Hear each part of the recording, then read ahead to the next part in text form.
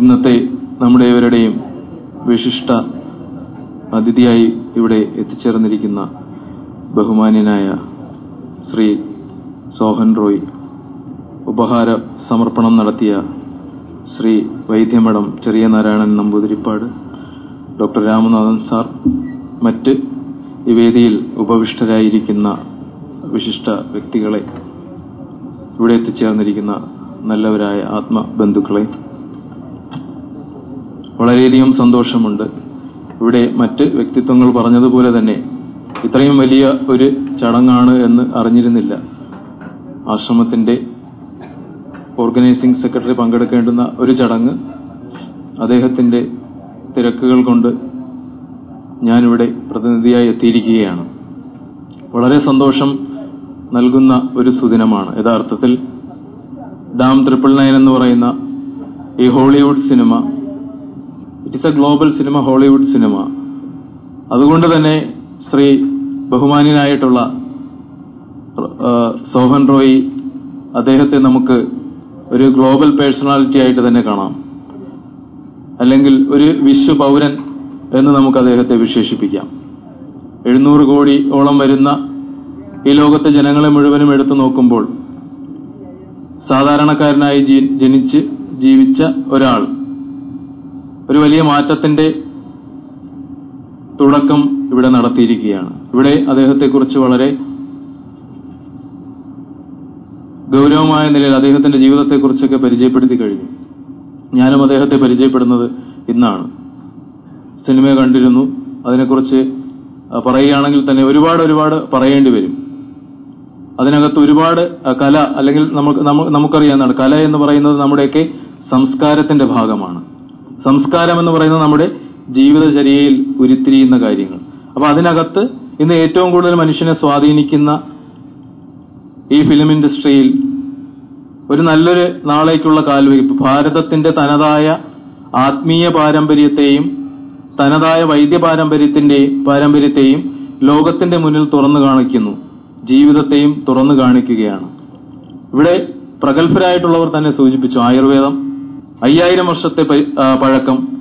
ഇപ്പോൾ നമ്മുടെ ഏവരുടെയും ബഹുമാനായ അദ്ദേഹം പറഞ്ഞു എന്താണ്, അതിനൊക്കെ കാലങ്ങൾ, വേദാതീത കാലങ്ങൾ മുതൽ ഉണ്ടായിരുന്നു.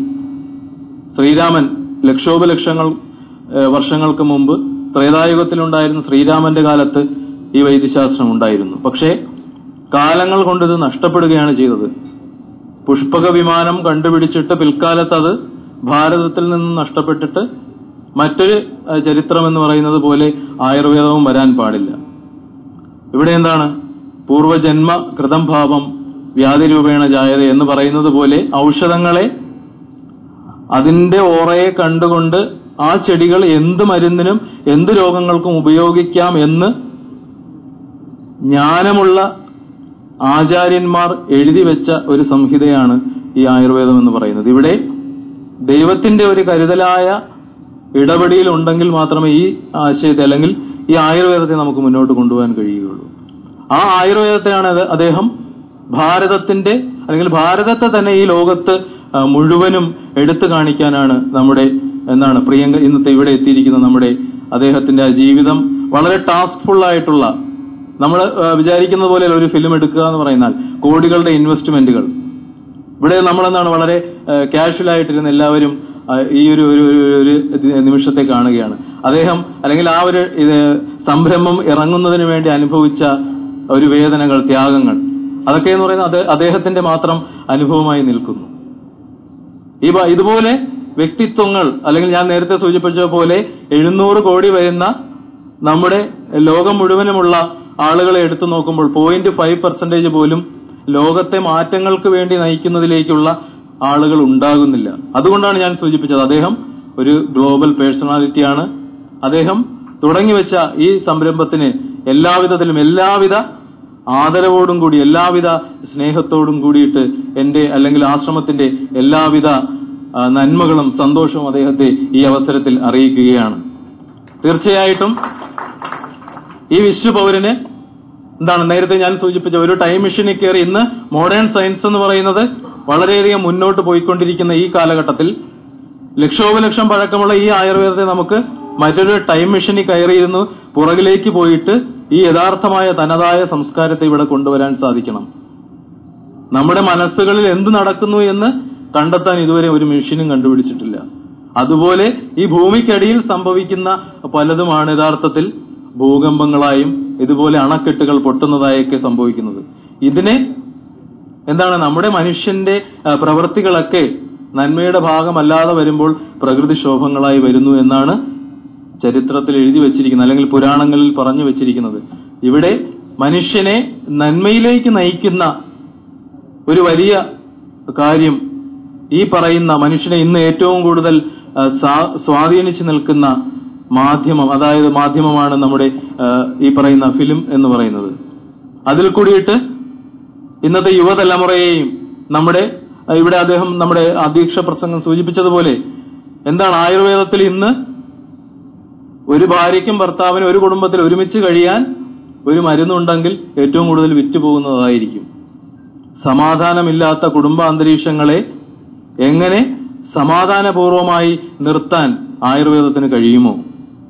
മനുഷ്യന്റെ ഓറയെ, അല്ലെങ്കിൽ ഇന്ന് ജനറ്റിക്കൽ സയൻസ് പറയുന്നു, നാനോ ടെക്നോളജി പറയുന്നത് എന്താണ്, ഇങ്ങനെ ഒരു ജീനിന്റെ കാര്യങ്ങളെ കണ്ടറിഞ്ഞിട്ട് അതിന്റെ ചികിത്സ. ഇവിടെ ആൾറെഡി ആയുർവേദം ഇതിന് കാലങ്ങൾക്ക് മുമ്പേ പറഞ്ഞു, ഒരു മനുഷ്യന്റെ ഓറയിൽ അവൻ ചിന്തിച്ചു കഴിഞ്ഞാൽ, അവന്റെ ചിന്തകൾ ഒരാളെ കൊല്ലണമെന്ന് ചിന്തിച്ചാൽ ആ ചിന്തകൾ അവന്റെ ഓറയെ സ്വാധീനിച്ച് 2-3 ജനറേഷൻ കഴിയുമ്പോൾ അതൊരു ക്യാൻസർ സെല്ലായി ആ ജീവിതത്തിൽ അല്ലെങ്കിൽ ആ ജീവനിൽ ഉണ്ടാകുന്നു. അവൻ അങ്ങനെയുള്ളൊരു രോഗത്തിന് അടിമയാകുന്നു. ഇങ്ങനെ വൈദ്യശാസ്ത്ര രംഗത്തെ ദൈവത്തിനെയും കൂടി അല്ലെങ്കിൽ ദൈവത്തിന്റെ സ്നേഹത്തെയും കരുതലെയും ചേർത്തുകൊണ്ട് ഭാരതത്തിന്റെ തനതായ ഒരു സംസ്കാരത്തിലുള്ള ഈ ആയുർവേദത്തെ ഈ ലോകം മുഴുവനും ഇനി നാളെ എന്ന് പറയുന്നത് ഈ ഒരു ചികിത്സാ സമ്പ്രദായത്തിൽ മാത്രമായിരിക്കും. അതിന് യാതൊരുവിധ സംശയവുമില്ല. ചിലപ്പോൾ കുറച്ചു കാലം കൂടി എടുത്തേക്കാം. തീർച്ചയായിട്ടും ആയുർവേദം തന്നെയായിരിക്കും ഈ ലോകത്ത് മുഴുവനും നിറയാനുള്ള, അല്ലെങ്കിൽ ലോകത്ത് ഏതൊരു വിധത്തിലുള്ള രോഗങ്ങൾക്കും, ഇന്ന് വൈദ്യശാസ്ത്രം കണ്ടുപിടിച്ചിട്ടില്ലാത്ത എല്ലാ രോഗങ്ങൾക്കും യഥാർത്ഥത്തിൽ ഈ ആയുർവേദത്തിൽ മരുന്നുകൾ ഉണ്ട്. അത് വേണ്ടും വിധം മനുഷ്യന് യോജ്യമായ വിധത്തിൽ ഇവിടെ പറഞ്ഞതുപോലെ ഉപയുക്തമാകുന്ന നിലയിൽ അവന്റെ രോഗാവസ്ഥയ്ക്കപ്പുറം ആ രോഗിയെ തന്നെ ചികിത്സിക്കുന്ന നിലയിലേക്കുള്ള ഒരു ഭാരതത്തിന്റെ സംസ്കാരത്തെ തുറന്നു കാണിച്ച അദ്ദേഹത്തിന്റെ ഈ പ്രവർത്തനങ്ങൾക്ക് എല്ലാവിധത്തിലുള്ള നന്മകളും ഒരിക്കൽ കൂടി നേരുകയാണ്. കേരളത്തിന്റെ തന്നെ ഇവിടെ സൂചിപ്പിച്ചതുപോലെ പാരമ്പര്യ ചികിത്സാരീതിയായിട്ടുള്ള നമ്മുടെ ആയുർവേദ ശാസ്ത്രത്തെ ഫലപ്രദമായും സർഗാത്മകമായുമായി ഉപയോഗിച്ച് ആയുർവേദത്തെ ഇന്ന് ഈ സമൂഹം എല്ലാവിധത്തിലുള്ള ആദരവും കൊടുക്കുകയാണ്. ഇവിടെ ഈ വേദിയിൽ, ആ വേദിയിൽ നമ്മളെല്ലാവരും ആ ഒരു നല്ല മുഹൂർത്തങ്ങൾക്ക് സാക്ഷ്യം വഹിച്ചിരിക്കുകയാണ്. അദ്ദേഹത്തിന്റെ ഇനിയുള്ള പ്രവർത്തനങ്ങൾക്ക് ഈ ലോകം മുഴുവനും എത്തുന്ന, അല്ലെങ്കിൽ ഭാരതത്തിന്റെ സംസ്കാരത്തെ ഈ ലോകം മുഴുവനും എത്തിക്കാനുള്ള നിരവധിയായിട്ടുള്ള, ഇതൊരു തുടക്കം മാത്രമാണ്. അദ്ദേഹത്തിന്റെ ജീവിതം ഇനിയുള്ള അനസ്യൂതമായ അദ്ദേഹത്തിന്റെ ജീവിതത്തിന്റെ ഉയർച്ചകൾക്ക് എല്ലാവിധത്തിലുള്ള നന്മകളും നമുക്ക് പ്രാർത്ഥനയായി നേർന്നുകൊള്ളാം. എന്റെ ഈ എളിയ വാക്കുകൾ ഉപസംഹരിക്കുകയാണ്. ഇവിടെ ഈ വേദിയിൽ ശാന്തിഗിരി ആശ്രമത്തെ ക്ഷണിച്ചതിന് ഇതിന്റെ അമ്മോയി അസോസിയേഷനോട് നന്ദിയും സൂചിപ്പിച്ചുകൊണ്ട് എന്റെ ഈ എളിയ വാക്കുകൾ ഉപസംഹരിക്കുന്നു. ഗുരു ശർമ്മ. നന്ദി സ്വാമിജി. ആശംസകൾ അർപ്പിക്കുന്നതിനായി AMAയുടെ വനിതാ സെൽ മേധാവി ഡോക്ടർ D. ഷീല അവർകളെ സ്നേഹപൂർവ്വം ക്ഷണിക്കുന്നു. ആദ്യമായി ആയുർവേദത്തിന്റെ ഒരു സാന്നിധ്യം ഒരു അന്തർദേശീയ തലത്തിലേക്ക്, പ്രത്യേകിച്ചും വിഷ്വൽ മീഡിയയുടെ അന്തർദേശീയ തലത്തിലേക്ക് ഉയർത്തി കാണിച്ച, അത് അതിന്റേതായ തനതായ ശൈലിയിൽ സമന്വയിപ്പിച്ച ശ്രീ സോഹൻ റോയ്ക്ക് ആയുർവേദ മെഡിക്കൽ അസോസിയേഷൻ ഓഫ് ഇന്ത്യയുടെ ഹാർദമായ അഭിനന്ദനങ്ങളും അനുമോദനങ്ങളും അർപ്പിക്കുന്നു. ഞാൻ ഈ സിനിമ കണ്ടതാണ്. വളരെ ലളിതമായി, വളരെ ഹൃദ്യമായി, അതിനേറെ മനസ്സിനൊരു ഒരു കുളിർമ നൽകിക്കൊണ്ട് അവസാനിക്കുന്ന ഒരു ഫിലിം. അതിന്റെ തീഷ്ണതകളെല്ലാം ഉൾക്കൊണ്ടുകൊണ്ട് തന്നെ ഡാമിന്റെ ആ ഭീകരാവസ്ഥയും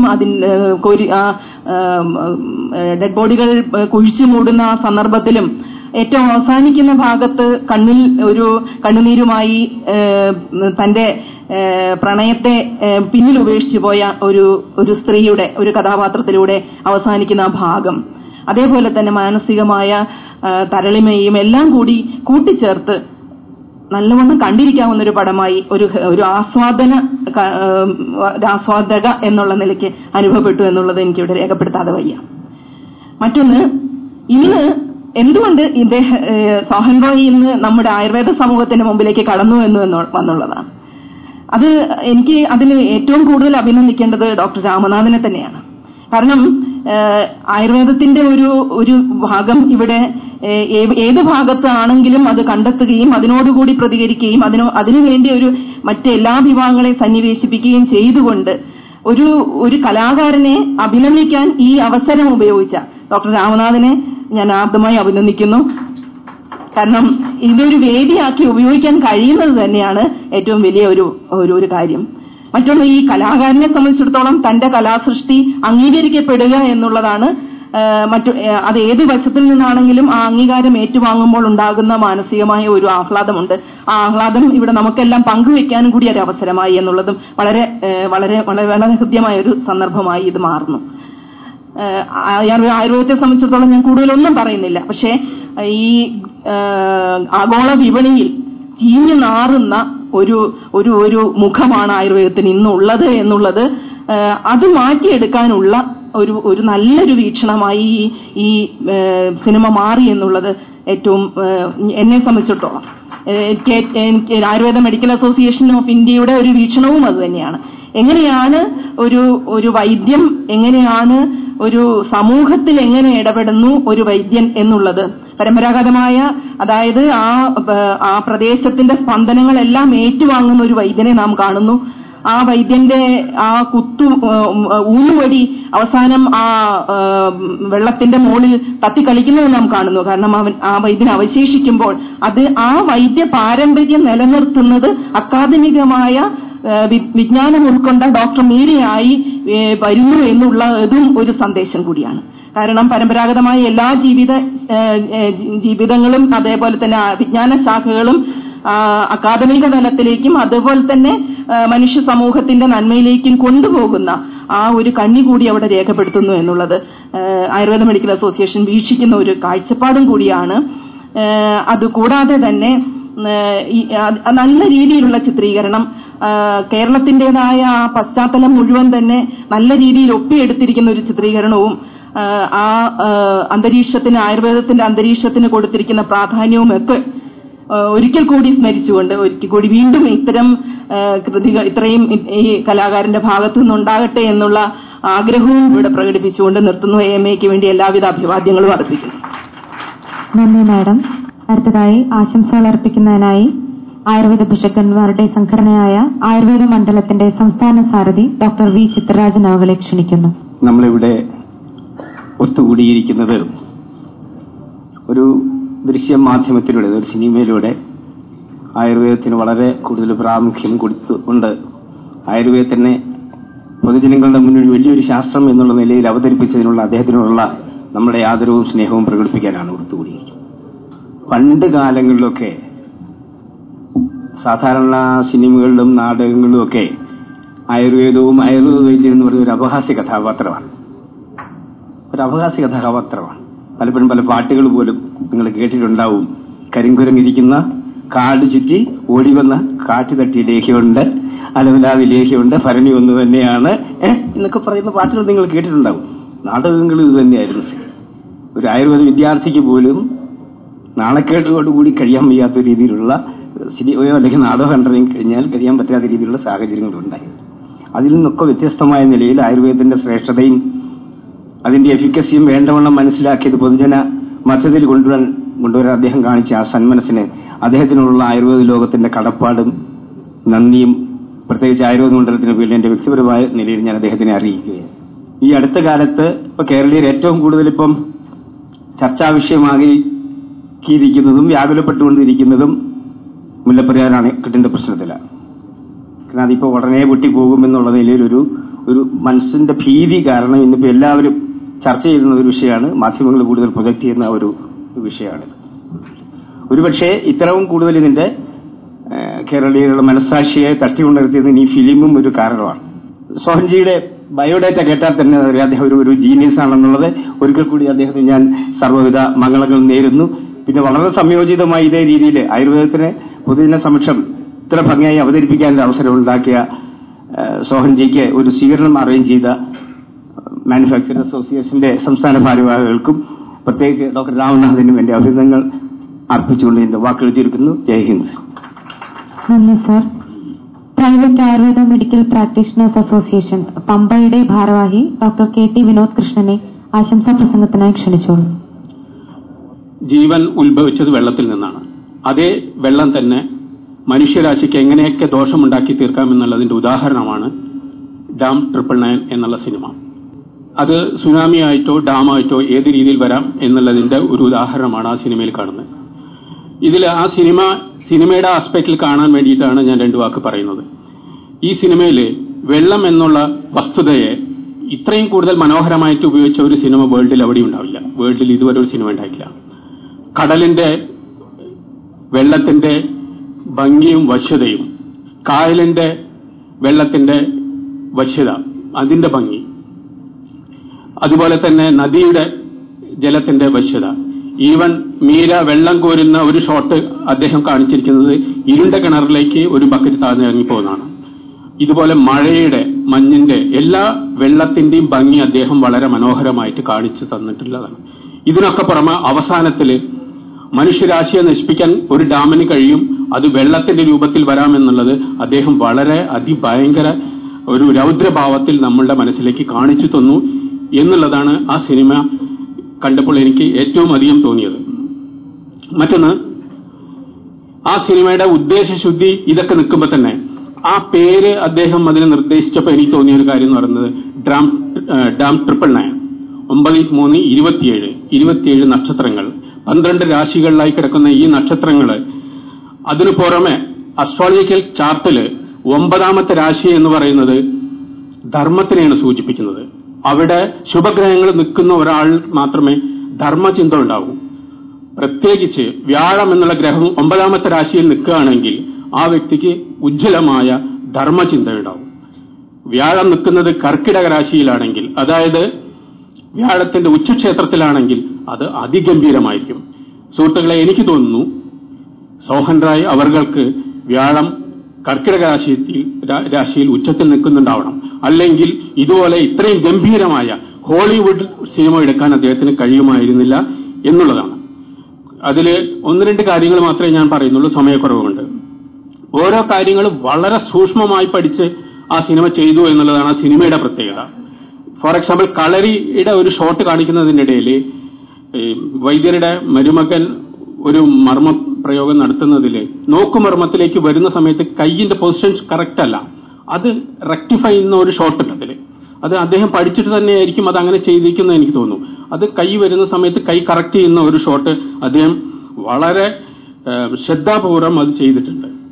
അത് പഠിക്കാത്ത ഒരാൾക്ക് അത് ഒരിക്കലും ചെയ്യാൻ പറ്റില്ല. പിന്നെ ഇതിൽ പറയുന്ന പോലെ തന്നെ അതിൽ കാണിക്കുന്ന ചികിത്സാ രീതികളെല്ലാം തന്നെ നമ്മൾ ജലം എന്നുള്ള ഭൂതത്തിനായിട്ട് കണക്റ്റഡ് ആണ്.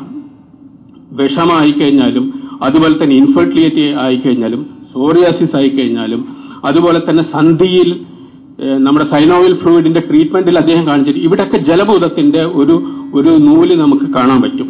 അത് അദ്ദേഹം വളരെ പ്ലാൻഡ് ആയിട്ട് പഠിച്ചതുകൊണ്ടാണ് അങ്ങനെ ചെയ്യാൻ പറ്റിയെന്ന് വിചാരിക്കുന്നു. ഒരു കാര്യം കൂടി മാത്രം പറഞ്ഞിട്ട് നിർത്തുകയാണ്. ഒരു സിനിമ, അത് കേരളത്തിൽ സിനിമ എടുക്കുമ്പോൾ തന്നെ ഇവിടുത്തെ തല്ലൂട്ടങ്ങൾ നമ്മൾ കാണുന്നുണ്ട്. ബോളിവുഡിലേക്ക് വരുമ്പോഴേക്കും അത് അതിനേക്കാൾ പ്രശ്നങ്ങളാണ്. ഹോളിവുഡിൽ ഒരു മലയാളി പോയി ഒരു സിനിമ ചെയ്തു. ആ സിനിമയിൽ ഇന്ത്യയുടെ ട്രഡീഷണൽ ഉൾപ്പെടുന്ന ആയുർവേദം, ജ്യോതിഷം, അതുപോലെ തന്നെ മറ്റ് എല്ലാ ഭാവങ്ങളും അദ്ദേഹം ചെയ്തു എന്നുള്ളതാണ് അതിന്റെ പ്രത്യേകത. പ്രിയമുള്ള സുഹൃത്തുക്കളെ, നമ്മൾ ആ സിനിമ കാണുമ്പോൾ ശ്രദ്ധിക്കേണ്ടത് സോഹൻ റോയ് എന്നുള്ള ഡയറക്ടർ പ്ലസ് സ്ക്രിപ്റ്റ് റൈറ്റർ അതിന്റെ സ്ക്രിപ്റ്റ് രൂപപ്പെടുത്തിയത് നമ്മൾ കണ്ട് പഠിച്ചേ മതിയാവും. 2 ഫോർമാറ്റിലും, 2D ഫോർമാറ്റിലും 3D ഫോർമാറ്റിലും ആ സിനിമ കണ്ട ആളാണ് ഞാൻ. അദ്ദേഹം അതിൽ 3D ടെക്നിക്സിന് വേണ്ടിയിട്ട് എടുത്ത ഷോട്ടുകൾ നമ്മൾ സിനിമാ രംഗത്തുള്ളവരും അല്ലെങ്കിൽ അവര് സിനിമാ രംഗത്തുള്ളവരെങ്കിലും അത് കാണണം. കാരണം അതിലെ ഓരോ മൂവ്മെന്റുകളിലും 3D എഫക്ട്സ് കിട്ടാൻ വേണ്ടി പ്രീ പ്ലാൻഡ് ആയിട്ട് തന്നെയാണ് അതിന്റെ ഷോട്ടുകൾ ഫിക്സ് ചെയ്തിരിക്കുന്നത്. ആ സിനിമയിലെ മൂവ്മെന്റ്സുകളെല്ലാം വളരെ പ്ലാൻഡ് ആയിട്ടാണ് ചെയ്തിരിക്കുന്നത്. എടുത്തു പറയട്ടെ സർ, ആദ്യത്തിൽ തുടക്കത്തിൽ കടലിന്റെ പുറം കടലിൽ ഒരു കപ്പൽ കിടക്കുന്നതിന്റെ ചില പ്രത്യേക ഷോട്ടുകൾ നമ്മൾ ശ്രദ്ധിക്കണം. നീണ്ടു കിടക്കുന്ന കപ്പലിന്റെ മുകളിൽ നിന്നുള്ള ചില ക്രെയിൻ ഷോട്ടുകൾ, അതുപോലെ തന്നെ സാം എന്ന കുട്ടിയും അദ്ദേഹത്തിന്റെ അവരുടെ കുട്ടിയുടെ പിതാവും കൂടി കടലിലൂടെ ബോട്ടിൽ വരുന്ന ഷോട്ടുകൾ, അതിന്റെ കൗണ്ടർ ഷോട്ടുകൾ, അവർ കയറി വരുന്ന സമയത്ത് ഇട്ടിട്ടുള്ള ചില ക്രെയിൻ ഷോട്ടുകൾ, അതുപോലെ തന്നെ ആ ഡാം പൊട്ടുന്ന സമയത്തുള്ള ചില പ്രത്യേക ഷോട്ടുകൾ, അതിൽ അദ്ദേഹം കാണിച്ചിട്ടുള്ള ടെക്നോളജി, അതിന്റെ മുകളിൽ നിന്ന് രാത്രി നിന്നിട്ട് സായിപ്പ് ഭാര്യയുടെ റൊമാൻസിനെ പറ്റി പറയുന്ന സമയത്ത് കടൽ ജലത്തിൽ ഒരു ചന്ദ്രൻ കിടന്നിങ്ങനെ തിളങ്ങുന്ന ഒരു ഷോട്ടുണ്ട്. വളരെ പ്ലാൻഡ് ആയിട്ട് ചെയ്തിട്ടുള്ളതാണ്. അതിൽ നമുക്കൊരു ഒരു പ്രണയത്തിന്റെ ഒരു മൂഡ് വരുന്നുണ്ട്. ഞാൻ പറയുന്നത് ശരിയല്ലെങ്കിൽ പോലും പറയാണ്, വളരെ നന്നായി പ്രണയിച്ചിട്ടുള്ള ഒരു വ്യക്തിയായിരിക്കണം നമ്മുടെ സോഹൻ റോയ് സാർ. അല്ലെങ്കിൽ അത്തരം ഒരു ഷോട്ട് അദ്ദേഹത്തിന് ക്രിയേറ്റ് ചെയ്യാൻ പറ്റില്ല എന്ന് ഞാൻ ഉറപ്പിച്ചു പറയുന്നു. അതിനെപ്പറ്റി, ആ സിനിമയെ പറ്റി പറയുകയാണെങ്കിൽ ഒരുപാട് പറയാനുണ്ട്. ഒരുപാടല്ല, നമ്മൾ വളരെ ശ്രദ്ധിച്ചു കഴിഞ്ഞാലേ അറിയുള്ളൂ ആ സിനിമയുടെ പ്രത്യേകത. അദ്ദേഹത്തിന് ഈ ആയുർവേദം എന്നുള്ള സബ്ജക്ട് ഫീഡ് ചെയ്തത് എന്റെ ഗുരുനാഥൻ കൂടിയായിട്ടുള്ള ഡോക്ടർ ശ്രീകൃഷ്ണൻ സാറാണ് എന്ന് പറയുമ്പോൾ, ഈ ശ്രീകൃഷ്ണൻ സാറിന് തുടക്കം മുതലേ എനിക്കറിയാം, എപ്പോഴും മനസ്സിൽ നല്ല പോയറ്റിക് റൊമാൻസ് കൊണ്ടു നടക്കുന്ന ഒരു വ്യക്തിയാണ്. അതുകൊണ്ട് തന്നെ ആ സ്ക്രിപ്റ്റ് മോശമാവില്ല എന്ന് ഞാൻ വിചാരിക്കുന്നു. എന്തായാലും ആ സിനിമ ഞാൻ പറയുന്നതിന്റെ DVD കിട്ടുന്ന കാര്യത്തിൽ വീണ്ടും വീണ്ടും ഇട്ട് കാണാൻ വേണ്ടി ഞാൻ കാത്തിരിക്കുകയാണ്. ആ സിനിമയുടെ പ്രത്യേകതയാണ് പറഞ്ഞത്. ആ സിനിമയെ പറ്റി പറയുകയാണെങ്കിൽ എനിക്ക് വേണമെങ്കിൽ ഒരു 4-5 മണിക്കൂർ നിന്ന് പറയാൻ പറ്റും. പക്ഷെ ഞാനത് പറയുന്നില്ല. ഹോളിവുഡിൽ ഒരു സിനിമ ചെയ്യുന്നതിന്റെ ബുദ്ധിമുട്ട് വായിച്ചു കേട്ടുള്ള ഒരാളാണ് ഞാൻ. വേറൊന്ന്, ഈ സിനിമയുടെ തുടക്കം മുതൽ അതിനെപ്പറ്റി പറയുന്ന കാലത്ത്, ആദ്യത്തെ പേപ്പർ ന്യൂസുകളൊക്കെ വന്ന കാലത്ത്, അതിന്റെ കോൺട്രവേഴ്സി കാര്യങ്ങളൊക്കെ പറയുന്ന കാലത്ത് ഞാൻ അതിനെപ്പറ്റി ശ്രദ്ധിച്ചിട്ടുണ്ട്. തിലകൻ എന്ന നടനെ മാറ്റി രജത് കപൂർ എന്ന് പറയുന്ന നടനെ കിടേണ്ടി വന്നു. അതിന്റെ കുറെ പ്രശ്നങ്ങൾ അന്ന് ഉണ്ടായിട്ടുണ്ട്. എങ്കിലും അതിൽ നിന്നുകൊണ്ട് അദ്ദേഹം അതിൽ ഉറച്ചു നിന്നു എന്ന് പറയുന്നത് സന്തോഷമാണ്. ആക്ച്വലി ഡോക്ടർ കൃഷ്ണദാസ് പറഞ്ഞിട്ടാണ് ഈ പ്രോഗ്രാം അമ്മയും ഞങ്ങളൊക്കെ തന്നെ പ്ലാൻ ചെയ്യുന്നത്. പക്ഷെ കൃഷ്ണദാസ് ഇവിടെ എത്തിയിട്ടുണ്ട്. അറ്റ്ലീസ്റ്റ് കൃഷ്ണദാസ് ഒന്ന് നീച്ചു നിൽക്കണം, സോഹൻ റോയ് സാറിന് ഒരു കൈ കൊടുക്കണം എന്ന് ഞാൻ പറയുകയാണ്. പ്രിയമുള്ളവരെ, കൂടുതലൊന്നും പറയുന്നില്ല, സമയം പരിമിതമാണ്. എങ്കിലും നമ്മുടെ ആയുർവേദ കുടുംബത്തിലേക്കും നമ്മുടെ സംസ്കാരത്തിലേക്കും വീണ്ടും വീണ്ടും ഞാൻ സോഹൻ റോയ് സാറിനെ ക്ഷണിക്കുകയാണ്. ഞാനൊരു സിനിമാ പ്രാന്തനാണ്. അതുകൊണ്ടാണ് ഇത്രയും കൂടുതൽ സിനിമയുടെ ആസ്പെക്റ്റിൽ പറഞ്ഞത്. ആയുർവേദത്തിന്റെ ആസ്പെക്റ്റിൽ പറയാൻ ഇവിടെ ഇഷ്ടംപോലെ ആൾക്കാരുണ്ടായിരുന്നു. എന്തായാലും അദ്ദേഹത്തിന് വീണ്ടും വീണ്ടും സിനിമ എടുക്കാൻ തോന്നട്ടെ. അടുത്തത് സോമാലിയ കൊള്ളക്കാരുടെ കഥയാണെന്ന് കേട്ടു. അതും വരും സിനിമകളും സൂപ്പർ ഹിറ്റുകളാവട്ടെ, നല്ല ആശയങ്ങളുണ്ടാവട്ടെ. നിങ്ങൾക്കെല്ലാവർക്കും എന്റെ നന്ദി, നമസ്കാരം. നന്ദി sir. Kerala government Ayurveda medical officers association ഭാരവാഹി ഡോക്ടർ സുഹാസ് അവർകളെ ആശംസകൾ അർപ്പിച്ച് സംസാരിക്കുന്നതിനായി ക്ഷണിക്കുന്നു. ഈ ഡാം 999 എന്ന സിനിമയുടെ അതിന്റെ അണിയറയിലും മുന്നിലും പിന്നിലും നിന്ന് പ്രവർത്തിച്ച എല്ലാ പ്രവർത്തകർക്കും, ഞങ്ങളുടെ ആയുർവേദ പ്രവർത്തകരുടെയും Kerala state government Ayurveda medical officers അസോസിയേഷന്റെയും എല്ലാവിധ ആശംസകളും നേരുന്നു. അതോടൊപ്പം ഇത്ര ഭംഗിയായി ഇതിനെ അവതരിപ്പിക്കുകയും ചെയ്ത അതിനുള്ള എല്ലാ അഭിനന്ദനങ്ങളും നേരുന്നു. അമേരിക്കയിൽ കുറച്ചു നാളുകൾക്ക് മുമ്പ് വേൾഡ് ട്രേഡ് സെന്റർ ആക്രമിച്ച് ആ ടിൻ ടവേഴ്സ് തകർന്നു വീണപ്പോഴും അത്തരത്തിൽ ഒരു തകർച്ചയോ മറ്റോ എന്തെങ്കിലും ഡാമിനോ ഇന്ത്യയിൽ എന്തെങ്കിലും സ്ട്രക്ചറിനോ ഉണ്ടായാൽ പോലും നമ്മൾ രണ്ടുപേരും അതിനെ അതിജീവിക്കുന്നതിന്റെ ഒരു വ്യത്യസ്തത നമുക്ക് കാണാൻ പറ്റുമായിരിക്കും. അത്തരത്തിലുള്ള ഒരു എന്താ പറയാ, മുൻപേ ദൈവനിർമ്മിതമായ ഒരു സൃഷ്ടിയാണ് ആയുർവേദം. ഒരു ആക്രമണം കൊണ്ടോ ഒന്നും തകരുന്ന ഒരു ഇതല്ല, നമ്മളിലൂടെ തന്നെ അത് ജീവിക്കുന്ന ഒരു പ്രതിഭാസമാണ്. അത്തരത്തിൽ ഒരു ദീർഘവീക്ഷണത്തോടുകൂടി ഈ വിഷയത്തെ അവതരിപ്പിച്ച ശ്രീ സോഹൻ റോയ്ക്കും എല്ലാവിധ ആശംസകളും, ഇത്തരമൊരു പരിപാടി സംഘടിപ്പിച്ച അമ്മയ്ക്കും എല്ലാവിധ ആശംസകളും നേരുന്നു. നന്ദി സർ. അടുത്തതായി ആശംസകൾ അറിയിക്കുന്നത് KGAGMOFന്റെ പ്രതിനിധി ഡോക്ടർ M സതീഷാണ്. അദ്ദേഹത്തെ വേദിയിലേക്ക് ക്ഷണിക്കുന്നു. സുന്ദരമായ ഒരു സായാഹ്നം സന്ദർഭോചിതമായി ഒരുക്കിയ മാനുഫാക്ചർ ഈ അമ്മയുടെയും അതുപോലെ പ്രത്യേകിച്ച് ഡോക്ടർ രാമനാഥനും ഞാൻ എന്തായാലും അഭിനന്ദനങ്ങൾ അറിയിക്കുന്നു. ഈ ശക്തമായൊരു പ്രണയം എന്ന പ്രമേയത്തോടൊപ്പം ആയുർവേദത്തെയും അതുപോലെ ഇന്ത്യൻ കലകളെയും കൈകോർത്ത് പൊക്കാൻ ഒരു ശ്രമം നടത്തിയ ശ്രീ സോഹൻ റോയുടെ മുമ്പിൽ ഞാൻ തലകുനിക്കുന്നു. അദ്ദേഹം ആ സിനിമയ്ക്ക് വേണ്ടി എടുത്തിട്ടുള്ള എഫേർട്ട് എത്രയാണെന്ന് നമുക്ക് ആ സിനിമ ഒരിക്കൽ കണ്ടാൽ തന്നെ മനസ്സിലാക്കാൻ കഴിയും. അദ്ദേഹത്തിന്റെ പ്രശസ്തി വാനോളം ഉയരാൻ ഇടവരട്ടെ എന്നും ഈ സിനിമയും ഇനി വരുന്ന സിനിമകളും വാനോളം ഉയരട്ടെ എന്നും ആശംസിച്ചുകൊണ്ട് ഞാൻ നിർത്തുന്നു. നന്ദി, നമസ്കാരം. Thank you sir. KGAMOSA ഭാരവാഹി ഡോക്ടർ പി ഗോപിദാസിനെ ആശംസകൾ അർപ്പിച്ച് സംസാരിക്കാൻ ക്ഷണിക്കുന്നു. ഈ ഒരു സിനിമയിലൂടെ കേരള ലോക ജനതയ്ക്കെല്ലാം തന്നെ നല്ലൊരു സന്ദേശം നൽകുകയും ഈ സിനിമയിലൂടെ ഭാരതത്തിന്റെ പൗരാണിക ശാസ്ത്രമായ ആയുർവേദത്തെയും യോഗ തുടങ്ങിയ ഭാരതീയ പൗരാണികതയെയും ലോകത്തിൽ പ്രദർശിപ്പിക്കുകയും ചെയ്ത സോഹൻ റോയ് അവർക്ക് ആയുർവേദ ലോകത്തിന്റെ ചെറിയ പ്രതിനിധി എന്ന നിലയിൽ എല്ലാവിധ ആശംസകൾ അർപ്പിച്ചുകൊണ്ട് ഞാൻ നിർത്തുന്നു. നന്ദി, നമസ്കാരം. നന്ദി സർ. ഡാം 999 എന്ന സിനിമയ്ക്ക് വേണ്ടി 85ഓളം ഗാനങ്ങൾ എഴുതി തയ്യാറാക്കിയ ഡോക്ടർ ജി സന്തോഷ് കുമാർ ഇവിടെ എത്തിച്ചേർന്നിട്ടുണ്ട്. തന്റെ അനുഭവം പങ്കുവച്ച് 2 വാക്ക് സംസാരിക്കുന്നതിന് അദ്ദേഹത്തെ വേദിയിലേക്ക് ക്ഷണിക്കുന്നു. ശ്രീ സോഹൻ റോയ്, അദ്ദേഹമായിട്ട് ചെറിയ സൗഹൃദം വെച്ച് പുലർത്താൻ 10 വർഷമായിട്ട് ഭാഗ്യം സിദ്ധിച്ച ഒരാളാണ് ഞാൻ. നമ്മളെല്ലാവരും ഇപ്പം പറഞ്ഞു ഇവിടെ ആയുർവേദത്തിന്റെ ഒരു ഉന്നമനം അദ്ദേഹം ഈ സിനിമയിലൂടെ കുറച്ച് പൊതുധാരയിലായിട്ട് കൊണ്ടുവന്നിട്ടുണ്ട്. ഞാൻ അതിനോട് യോജിക്കുകയാണ്. പക്ഷേ എനിക്ക് അതിനപ്പുറം പറയാനുള്ളത് അദ്ദേഹത്തിന്റെ ജീവിതത്തിലെ ഒരു സന്ദേശമാണ് അദ്ദേഹം നമുക്ക് പകർന്നു വന്നിരിക്കുന്നത്. കമ്മിറ്റ്മെന്റ്, സാമൂഹിക പ്രതിബദ്ധത. ഏത് ജോലി ചെയ്താലും അത് സമൂഹത്തോട് ബന്ധപ്പെടുത്തി അല്ലെങ്കിൽ ജനങ്ങളോട് ബന്ധപ്പെടുത്തി ചെയ്യുക, അതിൽ നമ്മുടെ 100% നമുക്ക് കോൺട്രിബ്യൂട്ട് ചെയ്യാൻ കഴിയുക എന്നുള്ളൊരു മെസ്സേജ് അഡോപ്റ്റ് ചെയ്ത ഒരാളാണ് ഞാൻ.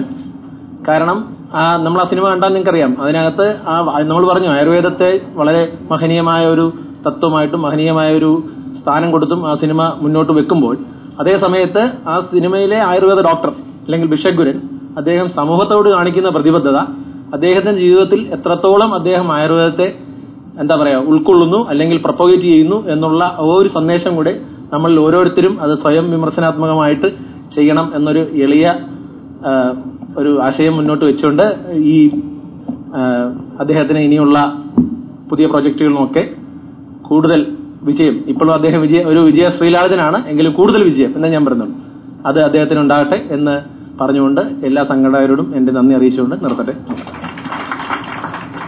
നന്ദി ഡോക്ടർ. ലോക സിനിമയിൽ മലയാളത്തിന്റെ ഇടിമുഴക്കം.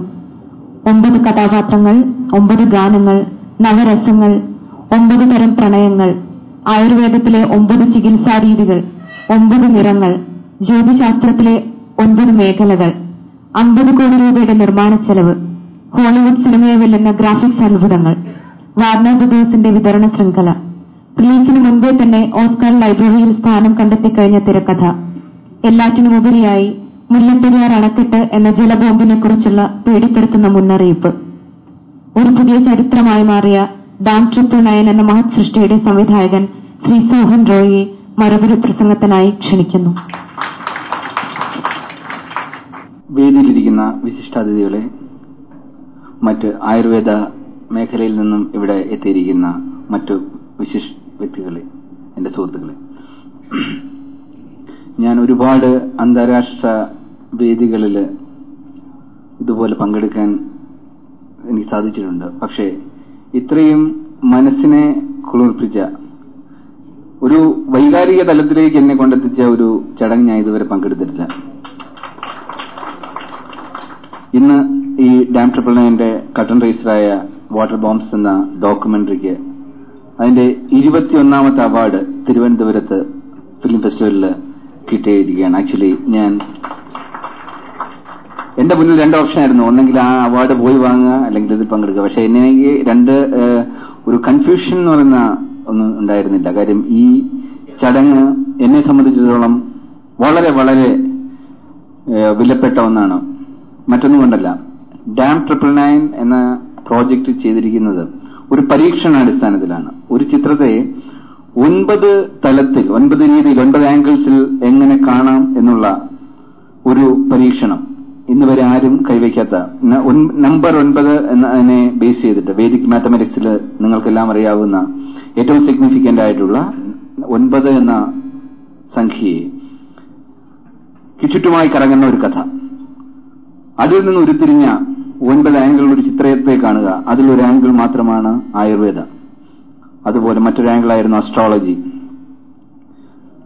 നമ്മളുടെ ഇമോഷണൽ ഡാം, ഓരോ മനുഷ്യന്റെ ഉള്ളിലും തടഞ്ഞു വെക്കപ്പെട്ടിരിക്കുന്ന ഇമോഷൻസ്, അത് മറ്റൊരു ആംഗിള്. റിയൽ ഡാമിന്റെ ഡിസാസ്റ്റർ, ഇന്ത്യൻ മ്യൂസിക്, 5000 വർഷത്തെ ഇന്ത്യൻ മ്യൂസിക്കിലൂടെയുള്ള ഈ യാത്ര, അത് മറ്റൊരു ആംഗിളായിരുന്നു. അതിനുവേണ്ടി ഈ ചിത്രത്തിൽ 9 ഗാനങ്ങൾ, അത് വേദമന്ത്രങ്ങളിൽ നിന്നും ശാന്തിമന്ത്രത്തിൽ നിന്നാണ് സിനിമ ആരംഭിക്കുന്നത്. പിന്നീട് ഗസൽസിലൂടെയും ലല്ലുബേസിലൂടെയും മോഡേൺ റാപ്പിലൂടെ കടന്നുപോകുന്ന രീതിയിൽ ശ്രീ ഔസേപ്പച്ചൻ മാഷ് 1 വർഷത്തോളം എടുത്ത് നടത്തിയ ഒരു റിസർച്ചിന്റെ ഫലമായിട്ട് ഉണ്ടായ ഗാനങ്ങൾ. പിന്നീട് മെറൈനേഴ്സിന്റെ ആംഗിൾസ് നോക്കിക്കഴിഞ്ഞാൽ ഇത് മെറൈനേഴ്സിന്റെ മൂവിയാണ്. കഥാപാത്രങ്ങൾ നാവികരാണ്. കടൽ, അതിന്റെ ജലത്തിന്റെ നവരസങ്ങൾ മുഴുവൻ ഞങ്ങൾ ഇതിൽ കാണിക്കുന്നുണ്ട്. ഇതുകൂടാതെ നവരസം എന്ന ഒരു കൺസെപ്റ്റ്, നവരസത്തിനെ വളരെ വ്യത്യസ്തമായ രീതിയിൽ നാട്യശാസ്ത്രത്തിൽ ഓരോ രസത്തിനും ഓരോ നിറങ്ങൾ പറഞ്ഞിട്ടുണ്ട്. ആ നിറത്തിനെ ബേസ് ചെയ്തിട്ട് നല്ല കോസ്റ്റ്യൂം ഡിസൈൻസ്, അങ്ങനെ ഓരോ മേഖലയിൽ വർക്ക് ചെയ്തതിനും അവരെ കൊണ്ട് എങ്ങനെ ആ ഒരു കൺസെപ്റ്റിനെ അതിന്റെ മഹത്തായ രീതിയിൽ കാണിക്കാമെന്നുള്ളൊരു ശ്രമം നടക്കുകയുണ്ടായി.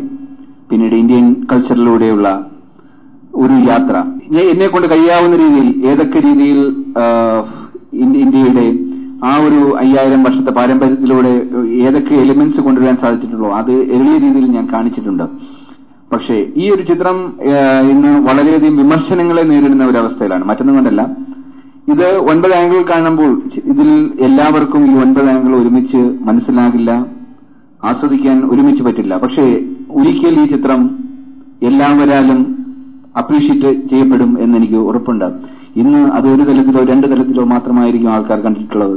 അവർക്ക് ഒരു പക്ഷേ ഇതിലൊരു 10 മിനിറ്റോ 15 മിനിറ്റോ തീർച്ചയായിട്ടും ബോറടിക്കുന്ന സീൻസ് ആയിരിക്കും. ആയുർവേദത്തെക്കുറിച്ച് അറിയാത്തവരുടെ മുന്നിൽ ആയുർവേദം കാണിക്കുമ്പോൾ ചിലർക്ക് അത് അക്സെപ്റ്റ് ചെയ്യാൻ പറ്റിയെന്ന് വരില്ല. ഇതുകൂടാതെ ഈ ചിത്രത്തിനെ ആക്ച്വലി ഒരു പ്രണയകഥയുടെ അവസാനം, ആ പ്രണയത്തിനെ വേർതിരിക്കുവാൻ എത്തുന്ന ആ ഒരു ബീഭത്സാവസ്ഥയിലെത്തുന്ന ഒരു ഡാം ഡിസാസ്റ്റർ, അതായിരുന്നു കൺസെപ്റ്റ്. അതിനുവേണ്ടിയായിരുന്നു ഞങ്ങളുടെ മെയിൻ പോസ്റ്റർ പോലും ഒരു കടലിലൂടെ ഒഴുകുന്ന ഒരു പായ്ക്കപ്പൽ, അതിൽ A voyage through the 9 Cs of lost love എന്നായിരുന്നു ക്യാപ്ഷൻ. ഒരിക്കലും ഇതിനെ ഒരു ഡാം ഡിസാസ്റ്റർ ആംഗിളിൽ ഹൈലൈറ്റ് ചെയ്യാൻ ഞാൻ ആഗ്രഹിച്ചിരുന്നില്ല. ഇതിന്റെ അണിയറ പ്രവർത്തകർ ആദ്യം ആഗ്രഹിച്ചിരുന്നില്ല. ഞങ്ങളൊരു പ്രണയകഥ പറയുന്നു, ആ പ്രണയകഥയുടെ അവസാനം, ആ പ്രണയകഥയുടെ ഓരോ ലെവലിൽ വെച്ചിട്ട് ഞാൻ ഡാമിനെ എസ്റ്റാബ്ലിഷ് ചെയ്ത് ക്ലൈമാക്സിൽ ഡാം നമ്മൾ കാണിക്കുന്നു. ആ ഡാം ഡിസാസ്റ്റർ ഉണ്ടാവുന്നു. ഒരിക്കലും ആ തുടക്കത്തിൽ നിങ്ങൾ ആ ഡാം കാണിക്കാൻ പോലും ആഗ്രഹിച്ചിരുന്നില്ല. ഡാമിനെ കുറിച്ച് പറയുന്നു, ഇങ്ങനെ ഇടയ്ക്കിടയ്ക്ക് ഡാമിനെ കുറിച്ച് പറഞ്ഞ് എന്റെ ഷോർട്സ് കാണിച്ച് ഒരു സ്റ്റിൽസ് ആയിരിക്കും കാണിക്കുന്നത്. പിന്നീട് അവസാനം അതൊരു മുഴുവനുള്ള ഡാമുകൾ കാണിക്കുന്നു. അതിനിടയിൽ ഇമോഷണൽ ഡാംസിനെ നമ്മൾ എസ്റ്റാബ്ലിഷ് ചെയ്യുന്നു, കഥാപാത്രങ്ങളെ എസ്റ്റാബ്ലിഷ് ചെയ്യുന്നു. ഈ കഴിഞ്ഞ കുറച്ച് 1-2 ആഴ്ചയായിട്ടുണ്ടായ, അല്ല ഒരാഴ്ച ശരിക്കും പറഞ്ഞാൽ 10 ദിവസത്തിനകമാണ് എല്ലാം മാറി പറഞ്ഞത്. മുല്ലപ്പെരിയാറുമായി ബന്ധപ്പെട്ട ഒരു ഇഷ്യൂ വന്നതോടുകൂടി ഇതിന് മീഡിയാസ് മുഴുവൻ മറ്റൊരു തലത്തിലേക്ക് ഇതിനെ കൊണ്ടെത്തിക്കുകയായിരുന്നു. പക്ഷെ അത് ഒരു രീതിയിൽ ചിത്രത്തിന് നല്ലതാണ്, ഒരു രീതിയിൽ അത് ദോഷവും ചെയ്തിട്ടുണ്ട്. അതിന്റെ നല്ല വശം എന്ന് പറഞ്ഞു കഴിഞ്ഞാൽ ഒരു കോൺട്രവേഴ്സി എന്ന നിലയിൽ ഇന്ന് ഇന്ത്യ കണ്ടിട്ടുള്ളതിൽ ഏറ്റവും വലിയ കോൺട്രവേഴ്സ്യൽ മൂവിയായിട്ട് ഇതിനെ മാറ്റാൻ സാധിച്ചു. 2 ദിവസം പാർലമെന്റ് സ്ഥാപിക്കുക, 2 സംസ്ഥാനങ്ങൾ തമ്മിൽ കൊമ്പുകോർക്കുന്ന ഒരു അവസ്ഥയിലെത്തുക, വളരെയധികം ചർച്ച ചെയ്യപ്പെടുക. ഇന്ന് IMDb റേറ്റിംഗ്, ഇന്ന് അന്താരാഷ്ട്ര നിലവാരത്തില് മൂവികളെയും അതിൽ പ്രവർത്തിക്കുന്നവരെയും വിലയിരുത്തുന്ന ഹോളിവുഡിലെ ഏറ്റവും വലിയ മാനദണ്ഡമാണ് IMDb റേറ്റിംഗ്. നിങ്ങൾ ഇന്റർനെറ്റിൽ പോയാൽ നമുക്ക് മനസ്സിലാവും. IMDb റേറ്റിംഗിലെ റാങ്കിംഗ് അനുസരിച്ചിട്ടാണ് ഒരു കലാകാരൻ അല്ലെങ്കിൽ ഒരു സൃഷ്ടി ഹോളിവുഡിൽ വിലയിരുത്തപ്പെടുക. അവന്റെ ആ ഒരു വ്യക്തിയുടെ അല്ലെങ്കിൽ ആ ഒരു പ്രോഡക്റ്റിന്റെ വില നിശ്ചയിക്കപ്പെടുന്നത് IMDb റേറ്റിംഗ് ആണ്. ഇന്ന് IMDb റേറ്റിംഗിൽ ഡാം ട്രിപ്പിൾ നയന്റെ വില കുതിച്ചു കയറിയിരിക്കുകയാണ്. എനിക്ക് ഏറ്റവും അഭിമാനമുള്ളത് ഇന്ന് ഈ ആഴ്ചത്തെ റേറ്റിംഗ് വന്നതിൽ ഇന്ന് ഇന്ത്യയിലെ ഇതുവരെ ഉണ്ടായിരുന്നത് നമ്പർ 1 സ്ഥാനത്ത് മീര നായരായിരുന്നു. IMDb റേറ്റിംഗിലുള്ള ഇന്ത്യയിൽ അന്താരാഷ്ട്ര നിലയിൽ അംഗീകരിച്ചിരുന്ന അതിൽ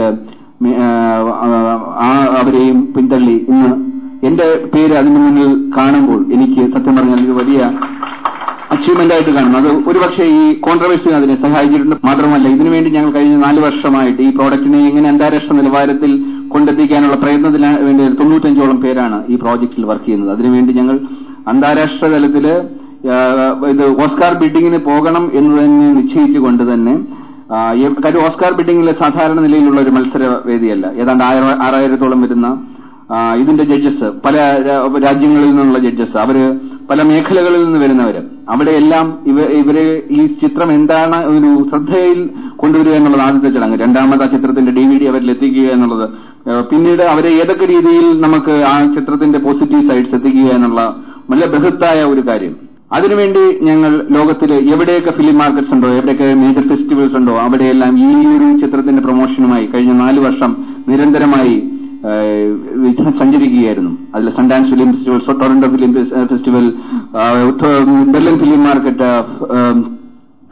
Hong Kong film market, American film market തുടങ്ങി നിരവധി ഫിലിം മാർക്കറ്റ്സ്.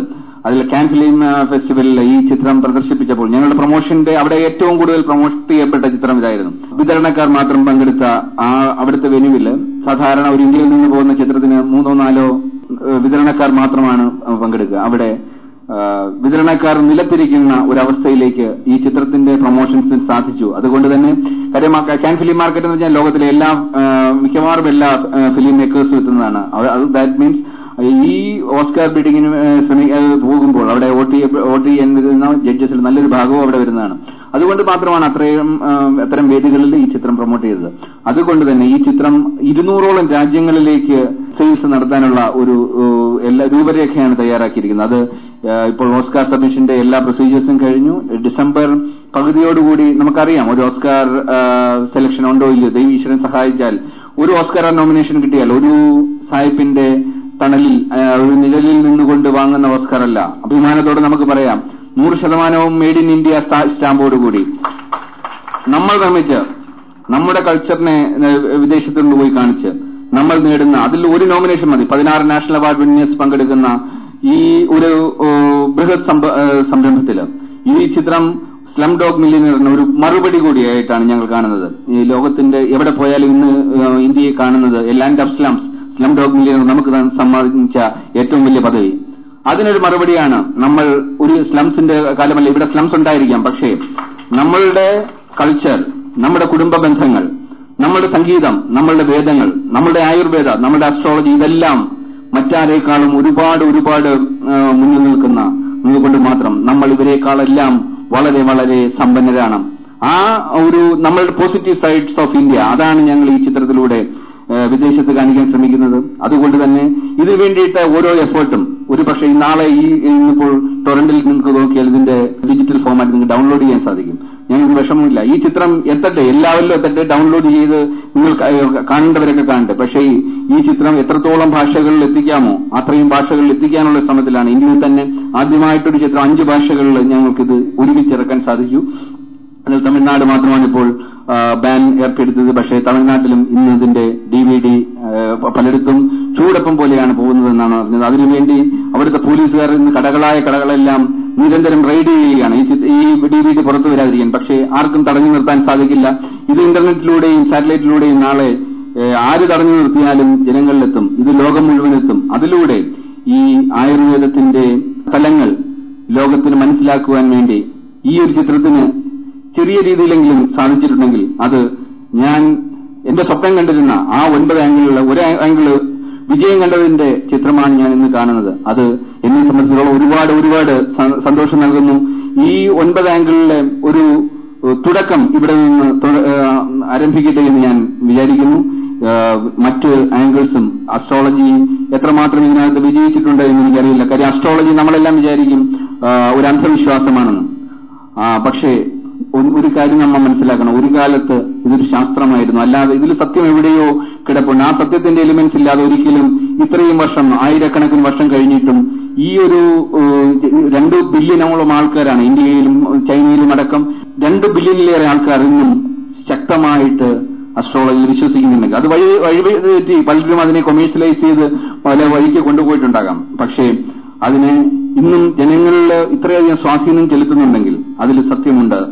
അതുകൊണ്ട് തന്നെയാണ് ഈ ഒരു ചിത്രത്തിലൂടെ അസ്ട്രോളജിയെ കൂടി ഞങ്ങൾ ഹൈലൈറ്റ് ചെയ്യാൻ അതിന് ഒരു ആംഗിൾ കൊടുത്തുകൊണ്ട് ഏറ്റവും ഒരു കൺവിൻസിംഗ് ആയിട്ടുള്ള രീതിയിൽ ഇതിനെ അറിയിക്കാൻ ഇത്രയും വലിയൊരു ഒരു സംരംഭത്തെ അല്ലെങ്കിൽ ഒരു വലിയ കാഴ്ചപ്പാടിനെ ഒരിക്കലും ഒരു 110 മിനിറ്റ് ചിത്രത്തിനുള്ളിൽ 9 രീതിയിൽ കഥ പറയുന്നതിനകത്ത് ഒരിക്കലും നമുക്ക് 100% പറഞ്ഞു ഫലിപ്പിക്കാൻ സാധിക്കില്ല.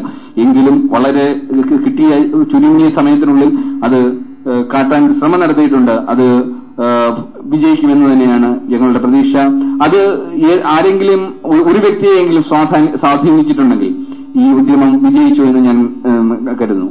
ആയുർവേദ എന്ന് പറയുന്ന ഈ മേഖലയിലേക്ക് എനിക്ക് ഒരു പരിചയവുമില്ലാത്തൊരു കാലമുണ്ടായിരുന്നു. പക്ഷേ ആയുർവേദത്തിലേക്ക് എന്നെ കൈപിടിച്ച് കടത്തിയ ഒരു വ്യക്തിയാണ് ഇപ്പോൾ കടന്നു വന്ന ഡോക്ടർ സന്തോഷ്. ഒരുപക്ഷെ അദ്ദേഹത്തെ ഞാൻ ഈ 10 വർഷത്തിന് മുമ്പ് കണ്ടില്ലായിരുന്നെങ്കിൽ ഒരിക്കലും ഈ ആയുർവേദം എന്ന് പറയുന്ന ഒരു ആംഗിൾ ഈ ചിത്രത്തിൽ വരില്ലായിരുന്നു. അദ്ദേഹത്തിന് വളരെ യാദൃശ്ചികമായിട്ടാണ് ഒരു സംഗീത സംഗമത്തിലാണ് ഞാനൊരു ഗാനം ഒരു ചെറിയ എന്റെ ഏറ്റവും വലിയ ഒരു ആഗ്രഹമായിരുന്നു. ഞാൻ എഴുതിയ ഒരു കവിത ദേവരാജൻ മാഷിനെ കൊണ്ട് സംഗീതം ചെയ്യിക്കണം എന്ന് പറഞ്ഞ് ഞാൻ മദ്രാസിൽ പോകുന്ന സമയത്ത് അവിടെ ചെന്ന് അദ്ദേഹം ആ സമയത്ത് ഈ സംഗീതമെല്ലാം നിർത്തി ഇനി സംഗീതം കൊടുക്കാതെ വിശ്രമ ജീവിതം നയിക്കുന്നു എന്നറിഞ്ഞ് നിരാശനായിരിക്കുമ്പോഴാണ് എന്റെ ഒരു സുഹൃത്ത് പറയുന്നത്, അദ്ദേഹത്തിന്റെ ക്ലാസ്മേറ്റ് കൂടിയാണ്, ഡോക്ടർ സന്തോഷിന്റെ ക്ലാസ്മേറ്റ് കൂടിയാണ്, എന്റെ ഒരു കസിനാണ്. അദ്ദേഹം പറഞ്ഞു, കൊച്ചിയിലേക്ക് ചെല്ലുക, അവിടെ ഡോക്ടർ സന്തോഷ് വരും, അദ്ദേഹത്തെ മീറ്റ് ചെയ്യുക. അങ്ങനെ ഞാൻ കൊച്ചിയിലേക്ക് വരുന്നു, ഡോക്ടർ സന്തോഷിനെ കാണുന്നു. ദേവരാജൻ മാഷിനെ കൊണ്ട് ചെയ്യിക്കാനിരുന്ന കവിതയ്ക്ക് പോലും ആക്ച്വലി ഞാൻ കോളേജിൽ വെച്ച് എഴുതിയ ഒരു 4 വരി കവിത ഞാൻ സന്തോഷിന് കൊടുക്കുന്നു. സന്തോഷ് അവിടെ ഇരുന്ന് സത്യം പറഞ്ഞാൽ ഒരു 5 മിനിറ്റ് കൊണ്ട് അതിനൊരു സംഗീതം തരുന്നു. അത് പിന്നീട് ഇവിടെ കാസറ്റായിട്ട് എനിക്കറിയില്ല, നിങ്ങളൊക്കെ ചിലപ്പോൾ കേട്ടിട്ടുണ്ടാവും, മുരളിക എന്ന് പറയുന്നൊരു ആൽബമാണ്. അതിലെ മുരളിക നീ എത്ര ധന്യ എന്നാകലും മൂകമായോ മനമാർദ്രമായോ മണിമുത്തമേറെ നുകർന്ന മാധവ മധുബനും നെങ്ങോ പറന്നുപോയോ എന്ന് തുടങ്ങുന്ന ആ ഒരു 4 വരി അദ്ദേഹം കൊടുത്ത സംഗീതം, മനോഹരമായിട്ടുള്ള സംഗീതത്തിൽ നിന്നും ഞങ്ങളുടെ ഒരു സൗഹൃദ ബന്ധം ആരംഭിക്കുകയായിരുന്നു. പിന്നീട് മിക്കവാറും എനിക്ക് എപ്പോൾ സമയം കിട്ടിയാലും ആലപ്പുഴയിൽ ഞാൻ ചെല്ലും. ഞങ്ങൾ രണ്ടുപേരും കൂടി ഇരുന്ന വീക്കെൻഡ്സിൽ കവിതകൾ ഓരോ ഗാനങ്ങളായിട്ട് ഞങ്ങൾ ചിട്ടപ്പെടുത്തി ഏതാണ്ട് 80-ലേറെ ഗാനങ്ങൾ എന്റേത് സന്തോഷ് ചെയ്തിട്ടുണ്ട്. അതിൽ ഈ ആയുർവേദത്തിലേക്ക് കടന്നു വരുന്നത് ആ സമയത്ത് എപ്പോഴോ എനിക്ക് ഏറ്റവും വലിയൊരു പ്രോബ്ലം ഉണ്ടായിരുന്നു. എന്റെ മീശയിലെ രോമങ്ങൾ അടർന്നു പോകുന്നൊരു അവസ്ഥയുണ്ടായിരുന്നു. ഞാനത് പല ഡോക്ടേഴ്സിനെ കൊണ്ട് കാണിച്ച് പല മരുന്നും തന്നു. പക്ഷെ എനിക്ക് അവസാനം ഈ ക്ലീൻ ഷേവായിട്ട് നടക്കേണ്ട ഒരു അവസ്ഥയിലേക്ക് കാര്യങ്ങൾ പോയപ്പോഴാണ് ഞാൻ ഡോക്ടർ സന്തോഷിന്റെ അടുത്ത് പറഞ്ഞു, ഇങ്ങനെ ഒരു പ്രോബ്ലം ഉണ്ട്. അതുവരെ ഞാൻ ആയുർവേദം എന്ന് പറയുന്ന ഒന്നും ഞാൻ ട്രൈ ചെയ്തിട്ടില്ല. ഡോക്ടർ സന്തോഷ് പറഞ്ഞു, ഒന്നുമില്ല ചേട്ടൻ ഒരു തേക്കിന്റെ ഇല എടുത്തിട്ട് ഒന്ന് പിടിച്ചേക്കാൻ പറഞ്ഞു. അദ്ദേഹം തന്നെ ഒരു തേക്കിന്റെ ഇല എടുത്ത് ഒന്ന് പിടിച്ചു. എനിക്കറിയില്ല, പിന്നീടാണ് പറഞ്ഞത് അതൊന്നുമില്ല, ഒരു സാൻഡ് പേപ്പർ പോലൊരു ഫീലാണ്, ഒരു ഫംഗസ് എന്തോ ആണെന്ന് പറഞ്ഞു. എനിക്കൊന്നും മനസ്സിലായില്ല. പക്ഷേ ആദ്യമായിട്ട് എന്നെ ഒരു ആയുർവേദ ഭിഷഗ്വരൻ എന്നെ ഞെട്ടിച്ചതാണ്. ഞാൻ മാസങ്ങളോളം എന്റെ ഏറ്റവും വലിയ ടെൻഷനായി ഞാൻ കൊണ്ടു നടന്ന ഇതിന് നിസ്സാരമായി പരിഹാരം ഡോക്ടർ സന്തോഷ് തന്നു. അവിടുന്ന് പിന്നീടുള്ള യാത്രയിലാണ് ഞാൻ ഈ സംഗീതവുമായി അദ്ദേഹത്തിന്റെ ക്ലിനിക്കിൽ താമസിക്കുന്ന സമയത്താണ് പലപ്പോഴും എനിക്ക് വർഷത്തിൽ ഞാൻ ചിലപ്പോൾ 10-20 ദിവസം അദ്ദേഹത്തിന്റെ അടുത്ത് പോയി ട്രീറ്റ്മെന്റിന് പോകുമ്പോൾ അദ്ദേഹത്തിന്റെ ആ സമയത്തുള്ള റിസർച്ചില് പല വിദേശത്തുനിന്നുള്ള രോഗികൾ വരുമ്പോൾ അവരുമായിട്ടുള്ള ഇമെയിൽ കറസ്പോണ്ടൻസ്, അവരുടെ ഡോക്ടേഴ്സുമായിട്ടുള്ള ഇമെയിൽ കറസ്പോണ്ടൻസ് സന്തോഷിനെ കാണിച്ചു തരുമായിരുന്നു. അവിടെ നിന്നാണ് സത്യം പറഞ്ഞാൽ ഞാൻ ഞെട്ടിക്കുന്നത്. അതിൽ ഈ സിനിമയിലെ പോലും പല ഡയലോഗ്സും ഞാൻ അതിൽ നിന്ന് കൊണ്ടുവന്നിരിക്കുന്നതാണ്.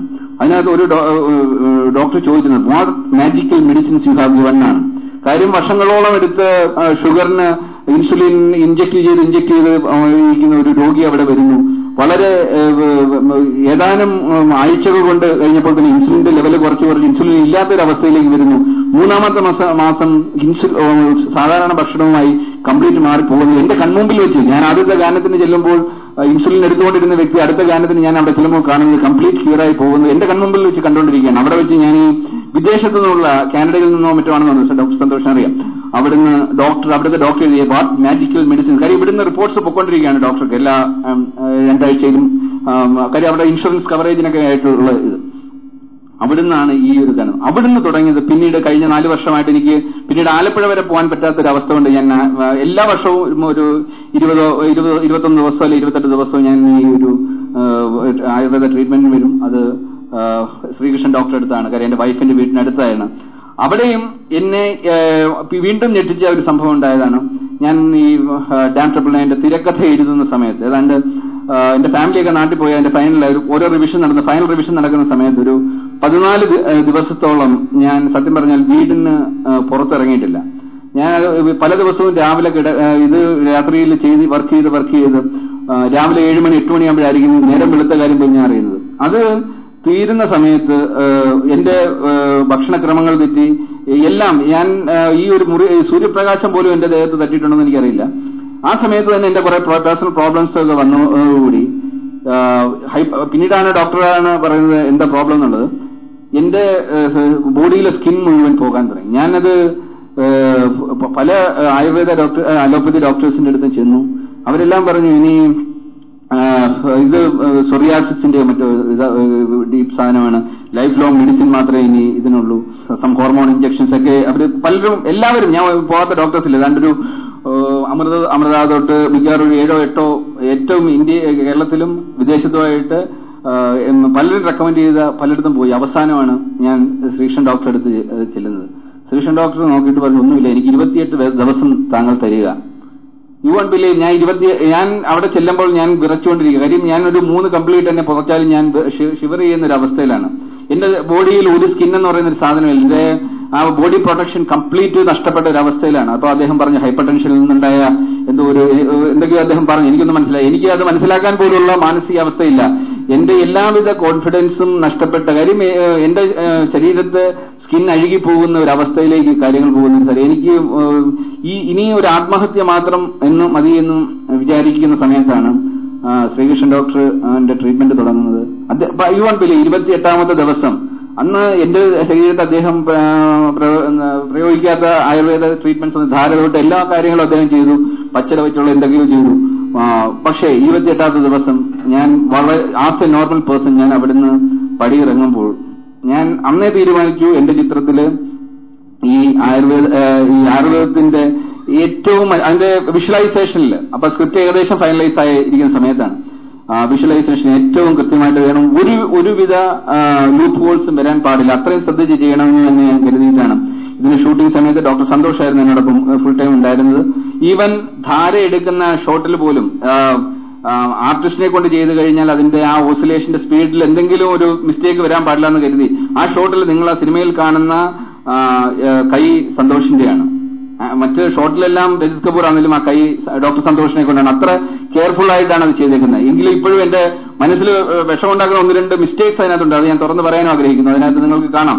അതിനകത്ത് മീര എന്ന് പറയുന്ന കഥാപാത്രം പിതാവിൽ നിന്നും വളർത്തച്ഛനിൽ നിന്നും ആയുർവേദത്തിനെ കഴിഞ്ഞ നിങ്ങൾ ആലപ്പുഴയിൽ ചെന്ന് കഴിഞ്ഞാൽ കാണാം. ആലപ്പുഴയിലെ പഴയ ട്രഡീഷണൽ ആയിട്ടുള്ള പല ആയുർവേദ സെന്റേഴ്സിൽ നിന്ന് മോഡേണൈസേഷൻ നടന്നേക്കാണ്. അതുപോലെ ഒരു എലിമെന്റാണ് നമ്മളിവിടെ കൊണ്ടുവന്നേക്കുന്നത്. ആ ചിത്രത്തിൽ വിനയ് എന്ന് പറയുന്ന ആള് തിരിച്ചു വരുമ്പോൾ കാണുന്നത് അദ്ദേഹത്തിന്റെ വീടിന്റെ രൂപവും ഭാവവും മാറിയിട്ട് ഒരു പുതിയ രീതിയിലുള്ള ആയുർവേദ ഒരു ബ്രാൻഡഡ് സെന്റർ ആയിട്ടാണ് ഇതിനെ കാണുന്നത്.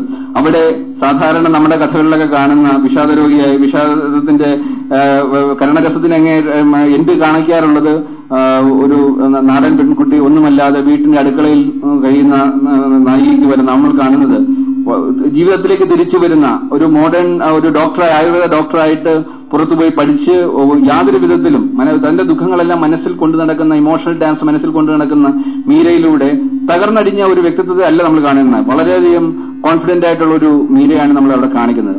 വളരെ മോഡേൺ എലിമെന്റ്സ് എല്ലാം വളരെ ഒരിക്കലും മീരയിൽ വിഷാദത്തിന്റെ ഒരു ബാഹ്യമായ ഒരു ഇത് ദൃശ്യവും കാണിക്കുന്നില്ല അവിടെ. അതുകൊണ്ട് തന്നെ മീരയുടെ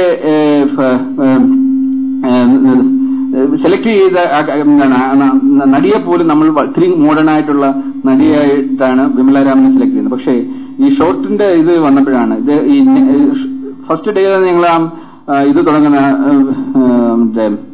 സ്നേക്ക് ബൈറ്റ് സീൻസ് ഒക്കെ തുടങ്ങുന്ന സമയത്താണ് വിമല രാമൻ വരുമ്പോൾ കയ്യിൽ നഖം നീണ്ടിരിക്കുകയാണ്. അപ്പോൾ ഈ നഖം പ്രോബ്ലം ഉണ്ട്. സന്തോഷം തന്നെ പറഞ്ഞു ഈ നഖം കാര്യം ഈ ആയുർവേദ ഡോക്ടേഴ്സ് അത് ചെയ്യാൻ പാടില്ല എന്നുള്ളൊരു നഖം നീട്ടി വളർത്തി ഈ കാര്യം തിരുമലും തടവും എല്ലാം ചെയ്യുമ്പോൾ നഖം പാടില്ല എന്ന്. പക്ഷെ നഖം മുറിക്കാൻ പറ്റാത്തൊരവസ്ഥ. കാര്യം നടിയിട്ടിരിക്കുന്ന നഖം ഒറിജിനൽ നഖമല്ല, അതൊരു മെറ്റാലിക് ഒരു ബാംഗ്ലൂരിലോ മറ്റോ ഫിക്സ് ചെയ്തേക്കുന്ന നഖമാണ്. ഇത് ഊരണമെങ്കിൽ ബാംഗ്ലൂരിൽ നിന്ന് ആള് വരണം. ഞങ്ങൾ എന്നിട്ട് പോലും ബാംഗ്ലൂരിൽ നിന്ന് ആളിനെ കൊണ്ടുവന്നത് ചെയ്യിക്കണം എന്ന് വരെ ശ്രദ്ധിച്ചു. പക്ഷേ ഷൂട്ട് ഒരു ദിവസം കൂടെ സ്റ്റോപ്പ് ചെയ്യേണ്ട ഒരു അവസ്ഥ വന്നു. കാര്യം ഇതിനകത്തൊക്കെ കണ്ടിന്യൂറ്റി ഉള്ള പ്രോബ്ലമാണ്. ലിമിറ്റഡ് കോൾ ഷീറ്റ്സിന്റെ പ്രശ്നമുണ്ട്. അവസാനം ഞങ്ങൾ ആ ഇതില് ഈ നവരസത്തിന്റെ എലിമെന്റായ ഗ്രേ കളർ അതിനകത്തൊരു ആഷ് കളറാണ് ഇതിനകത്ത് നമ്മൾ കൊടുക്കുന്നത്. ഈ നവരസത്തില് കരുണരസത്തിന് വേണ്ടി ഈ കളർ അവസാനം നെയിൽ പോളിഷിൽ ഒതുക്കിക്കൊണ്ട് ഞങ്ങൾ കോംപ്രമൈസിന് ചെയ്യുകയാണ്. കാര്യം അത് ക്ലോസ് ഷോട്ടിൽ വരുന്നതുമാണ്. പിന്നെയും ഓക്കെ, മോഡേൺ ഒരു പെൺകുട്ടിക്ക് വെസ്റ്റേൺ ഔട്ട്ലുക്കിൽ നോക്കുമ്പോൾ ഒരു കുഴപ്പമില്ല, അവരറിയുന്നില്ല ഇങ്ങനൊരു പ്രോബ്ലം.